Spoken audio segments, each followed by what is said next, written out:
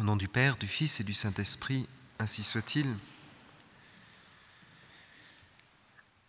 Mes bien chers frères, c'est donc le temps de la Passion, le temps le plus riche de l'année qui va terminer avec ces 3 jours saints, jeudi, vendredi et samedi saint, débouchant sur cette grande victoire du Christ à Pâques. C'est maintenant le jour du salut. C'est maintenant que les écluses du ciel sont ouvertes, que Dieu nous propose les grâces qu'il ne propose pas pendant le reste de l'année. Ce Saint Carême que nous avons fait était là précisément pour ce temps de la Passion, pour nous permettre de préparer notre âme à recevoir les grâces que Dieu veut nous proposer. Et il faut bien vivre ce temps de la Passion, mes bien chers frères, ne passons pas à côté, bien sûr.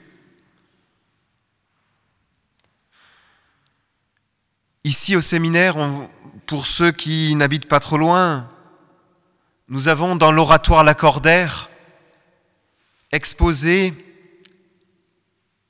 et cela restera exposé jusqu'à Pâques, nous avons exposé une réplique grandeur nature du linceul de Turin. Et ce double linceul de Turin donc restera exposé 24 heures sur 24 ici dans l'oratoire Lacordaire. N'hésitez pas à venir prier en silence dans cet oratoire Lacordaire. Ce linceul de Turin est un grand moyen pour nous de pénétrer dans la Passion. Nous avons mis aussi à votre disposition quelques livres sur le sujet afin de méditer devant ce linceul de Turin. Pour bien vivre ce temps de la Passion, l'Église nous propose aussi le chemin de croix. Et bien sûr, vous n'êtes pas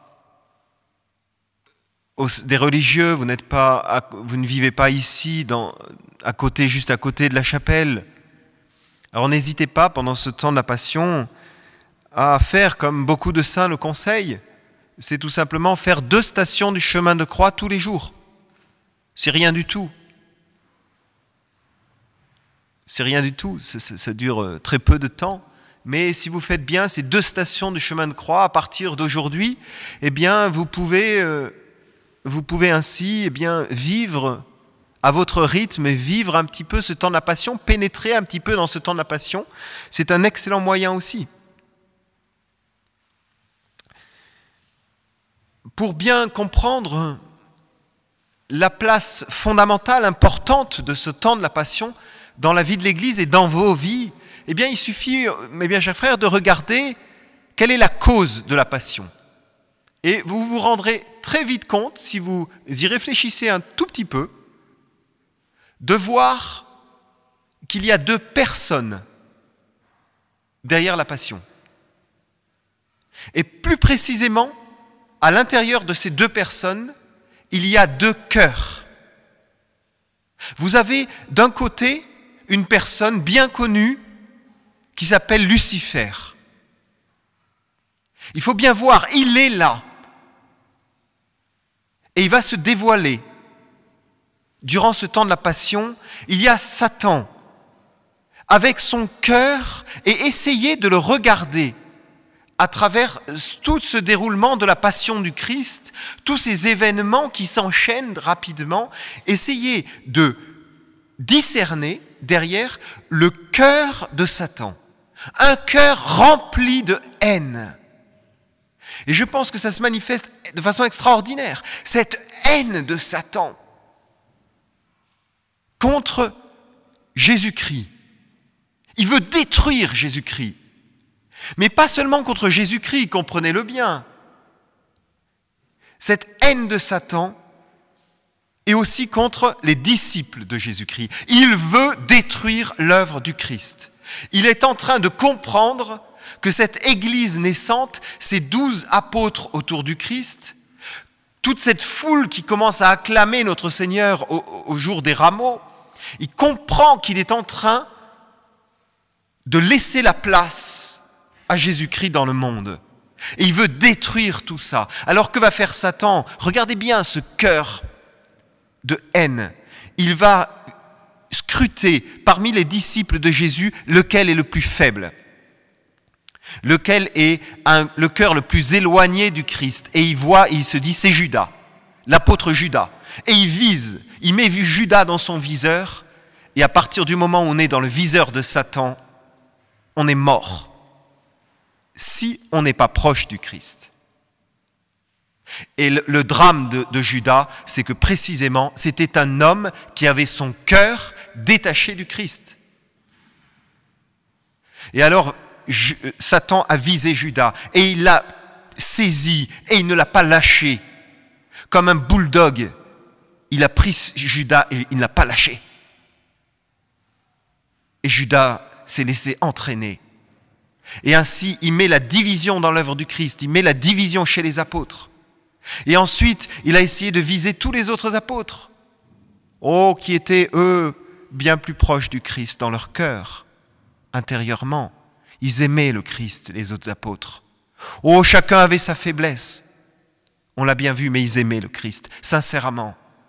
Et vous voyez la faiblesse de Pierre, qui va renier Jésus sur influence de Satan.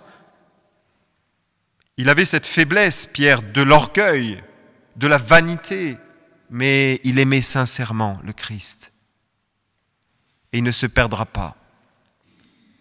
Il faut discerner à travers tout ça le cœur haineux de de Satan.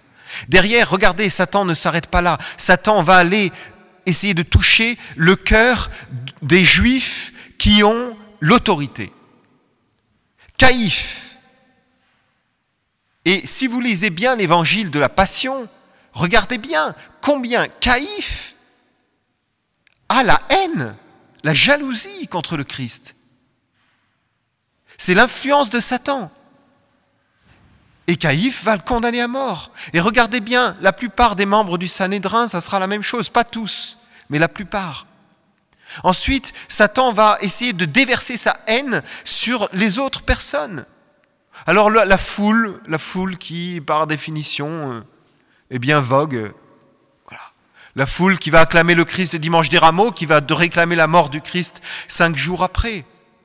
Et vous voyez, regardez-le, mes bien chers frères, ne détournez pas votre regard. Regardez le cœur de Satan derrière tout ça. Regardez la haine. Il faut voir cette haine. Et je pense que c'est très important, aujourd'hui plus que jamais, de voir la grandeur de la haine de Satan. Ça nous fait peur, alors on essaie de ne pas trop regarder ça en face. Regardez-le, mes bien chers frères.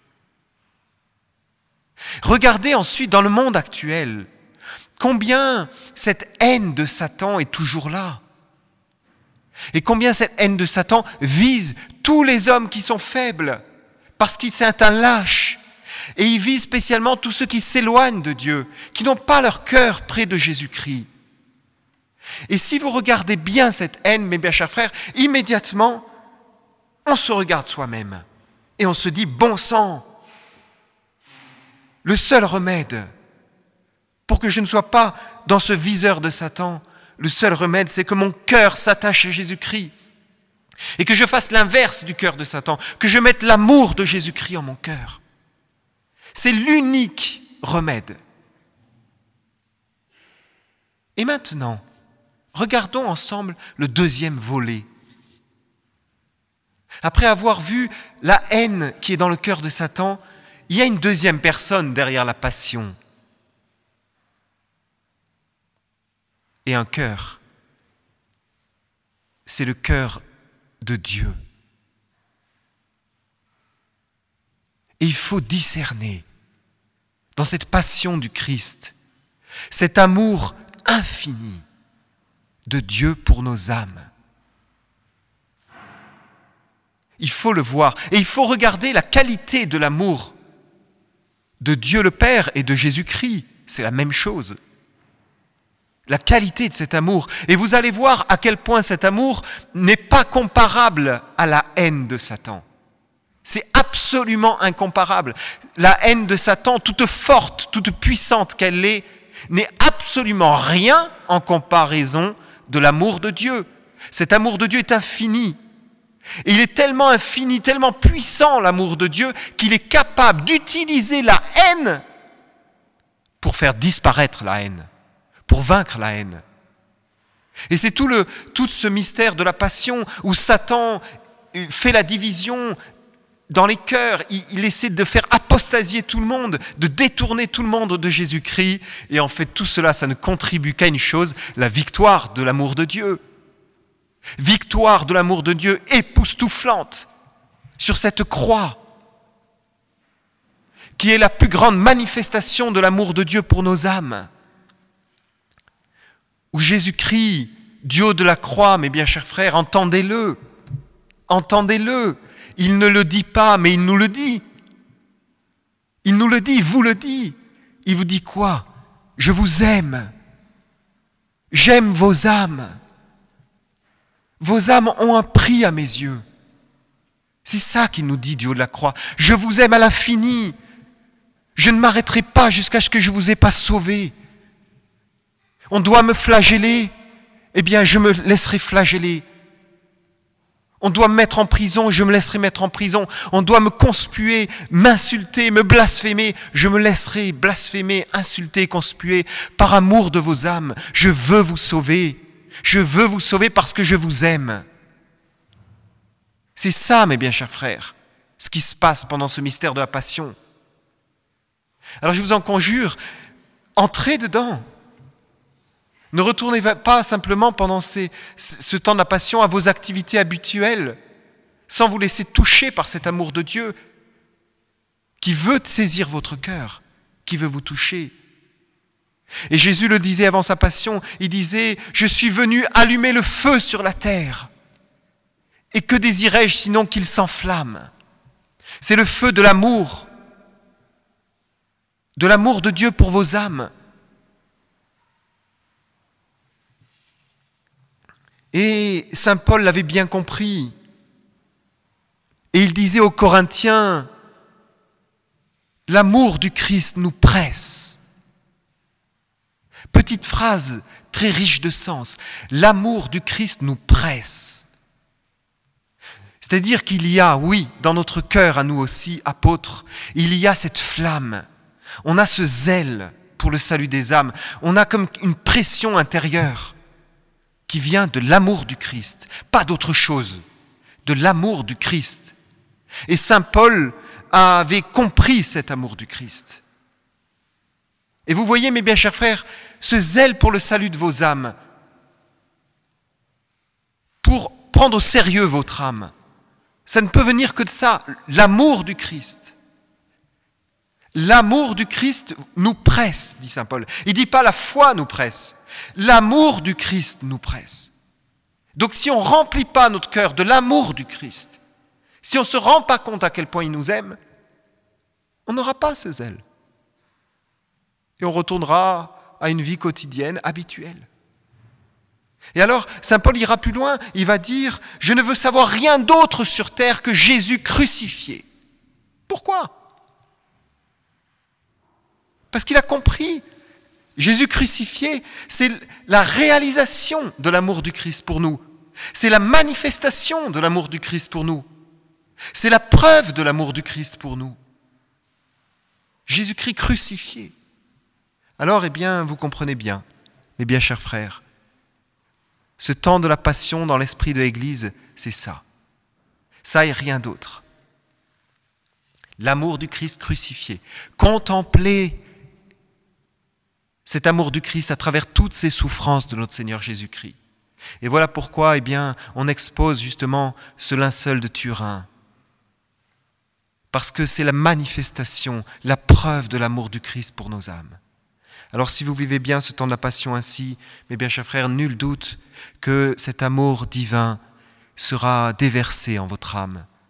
Jésus vous l'infusera doucement, tranquillement, silencieusement en votre âme, cet amour puissant, cet amour fort. Et je termine en me tournant vers vous, chers séminaristes. Comprenez ces paroles de saint Paul. Comprenez que la sainteté d'un prêtre, la fidélité d'un prêtre, le fruit apostolique d'un prêtre, il découle uniquement de cela. Si vous êtes rempli de cet amour du Christ crucifié, si vous avez une vraie dévotion à la passion de notre Seigneur Jésus-Christ, eh bien, vous pouvez être sûr que vous porterez aux âmes plus tard, non pas votre intelligence propre, non pas votre sensibilité propre, non pas votre volonté propre, vos génies propres, mais ça sera vraiment l'amour de Dieu qui sera déversé en votre âme et qui, à travers votre âme, se déversera lui-même sur les âmes de vos fidèles. C'est la grâce que je vous souhaite, au nom du Père, du Fils et du Saint-Esprit, ainsi soit-il.